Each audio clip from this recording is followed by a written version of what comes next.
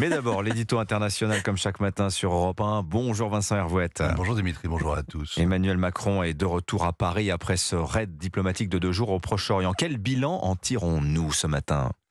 Il avait annoncé que la libération de ses otages était le premier objectif de son voyage. Il n'en a ramené aucun, mais ce serait prématuré et un peu injuste de dire qu'il a échoué puisque l'Airbus présidentiel est rentré à vide. La France a une longue expérience des prises d'otages, notamment au Proche-Orient. Elle sait bien que les arracher à leur geôlier ou les racheter réclament du temps, de l'expérience, des alliés, de la chance aussi.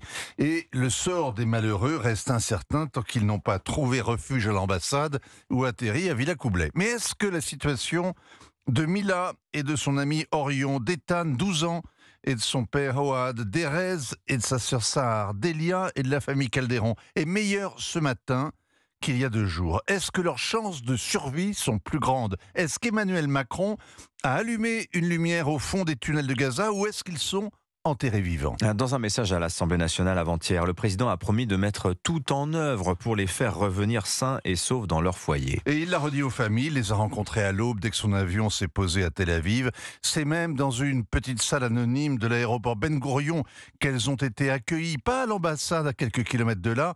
L'agenda du président était plein comme un œuf, on a casé les familles où on pouvait. Ils étaient les premiers à le rencontrer, mais il n'était pas prioritaire. Contrairement à tous les usages, les caméras du pool tournaient, les images ont été diffusées en urgence, séquence émotion avec force gros plan, ce qui laisse une impression pénible.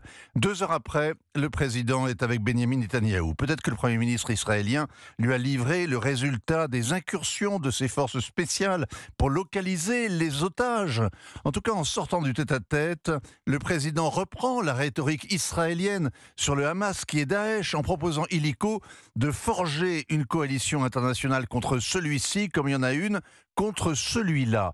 Cette idée aventureuse s'est effilochée au fil des heures, mais elle n'a pas dû améliorer la popularité de la France parmi les geôliers de Gaza auxquels elle vient de déclarer la guerre. Alors après, on a vu Israël, il est allé à Ramallah, puis à Amman en Jordanie, enfin au Caire, où le président a manifesté cette fois sa solidarité aux civils palestiniens. Il leur envoie un navire hôpital. Il a répété que toutes les vies se valent.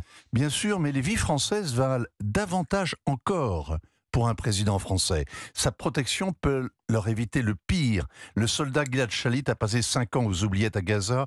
Il est franco-israélien et Nicolas Sarkozy a tout de suite fait savoir aux responsables islamistes de Gaza qu'il les tenait pour responsables de son sort. Cela lui a sans doute sauvé la vie. Israël l'a échangé contre 1 millier de prisonniers palestiniens.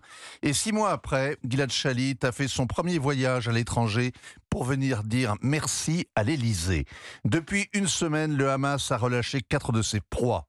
À chaque fois en soulignant que le Qatar et l'Égypte avaient servi de médiateurs. Emmanuel Macron a fait escale hier en Égypte et rendu grâce au maréchal Sissi.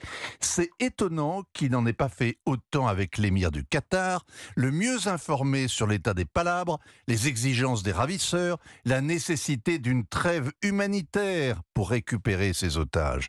Ce matin, ils restent plongés en enfer, leur famille aussi, et eux jugent la politique française à ses résultats. Signature Europe 1, Vincent Hervouette. Merci Vincent.